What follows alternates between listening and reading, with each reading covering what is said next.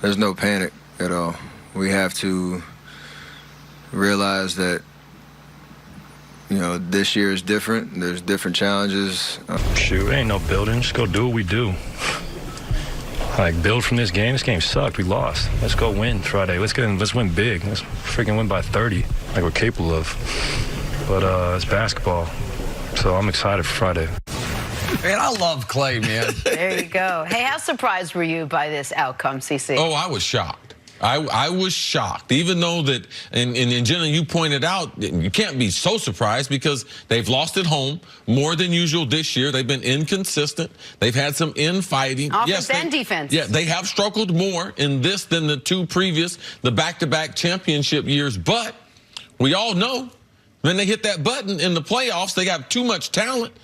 Then Cousins gets hurt. How much better are they than everyone else? And I just believe, too, that not only the three-peat and the history of how hard it is to three-peat, but there are more people that play a version of the Warriors than just facing the Warriors. So over these 3 years, teams have gotten used to being able to come back because they know we can go to the three-point line. And teams have so many more shooters. So beating the Warriors now, we know they're not as good on the defensive end.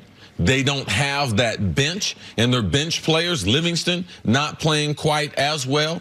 Andre Iguodala, not playing quite the well, doesn't have that spring in his legs like he had a couple years ago. And Draymond Green as a starter. He isn't playing NBA All-Star level. He's not a Defensive Player of the Year anymore. He's a great defender still, but he's not best defender in the NBA anymore as he was. Listen, I'm shocked by this. The Warriors don't lose home playoff games, or at least they didn't until this year. The Warriors never lose when they don't turn the ball over a bunch, or at least they don't until last night. In the Steve Kerr era, they had only played 37 games with less than 10 turnovers. They were 34-3, 11-0 in the playoffs. In the Steve Kerr era, they had only lost, prior to the series, 6 home playoff games. 5 of them were against championship caliber teams. 3 to the Cavs, 1 to the Rockets last year, 1 to the Thunder with Kevin Durant. They only had 1, what I would call, bad home playoff loss. But that was a remarkable night by Memphis. By Memphis, it was the grit and grind Grizzlies, man. Game 2 of that series, Tony Allen locking everybody up. That was the first year they were in the playoffs under Steve Kerr. That was the first championship. They've now lost 2 of those games in this series. 2 games at home at Oracle where their offense was great. Jenna, you said it. They allowed in those 2 losses 129 and 135. And the thing about last night that is, to me, maybe the most shocking of it all is Clippers punched. But the Warriors went on that one run that for this entire era. Clippers had a 15-point lead. And the Warriors, all of a sudden, with 2.5 minutes left, oh, looky there. 118, 117, Golden State, and Oracle's on fire. And you know what Lou Williams did? Took the ball right in from out of bounds, run, basket. And they go on a 12-3 run to finish the game. The Warriors had their flurry that always knocks people out, especially in that building, in the postseason.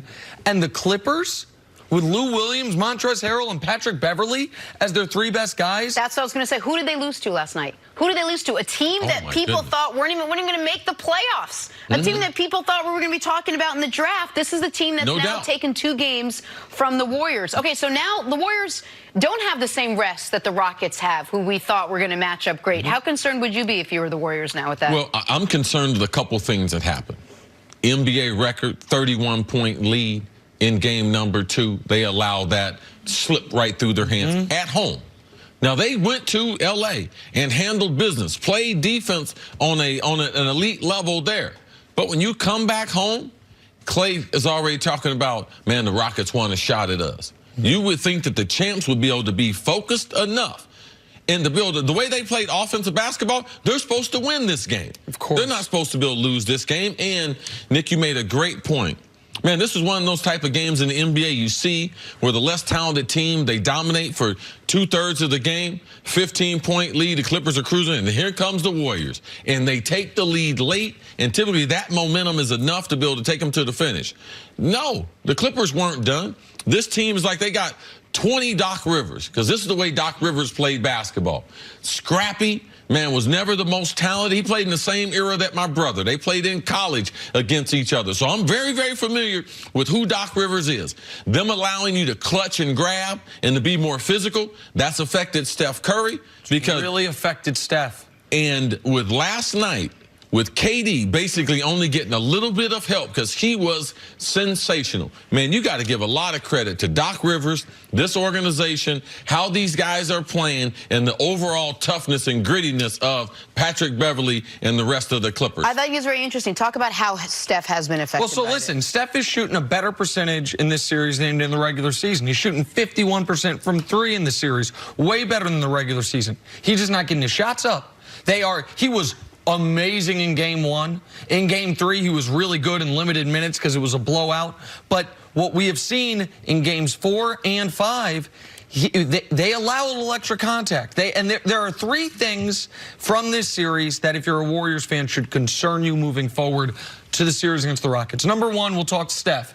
Because what the Clippers are doing to him, of course the Rockets are going to do that. Of course Chris Paul's going to do that. Of course PJ Tucker, when Steph's trying to run around screens and PJ sees him, he's going to throw a little hip into him. They're going to knock you to the ground. This is one of the reasons Steph is such a special player, but such a unique player. Because guys his size typically cannot dominate in the NBA.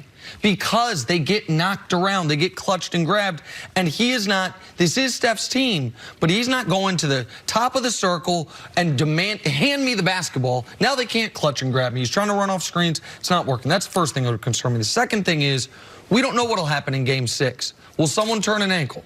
How much will the rest matter? We thought the Rockets blew an opportunity for extra rest by not winning game 4. They did. And now, imagine how much rest they'd have. Right, they would have had even more rest, no doubt. And then the last thing, and to me the most notable thing, is the Warriors are not a great defense anymore. Nope. And you can't blame Boogie. Because when they allowed 131, he got injured immediately into that game, or 135, and in this game he obviously didn't play. They don't seem to have the switch to flip defensively, and that can be a problem against the Houston Rockets. The Rockets need to play better offensively in the next round than they did against Utah, but the Warriors don't have a Rudy Gobert. And that's what held James Harden down as far as his non-3-point shooting. The Warriors are going to have to go outscore you, and we thought last year the Rockets' big edge was home court. They don't have it this year. But who's scared of Oracle? No. Right now, when the Clippers are going to, even if they lose on Friday, three games would have been played in Oracle. The Clippers would have won 2 of those 3. So the fear of Oracle's not there. Those are all concerning for a Warriors team that should not be in a position where they're in.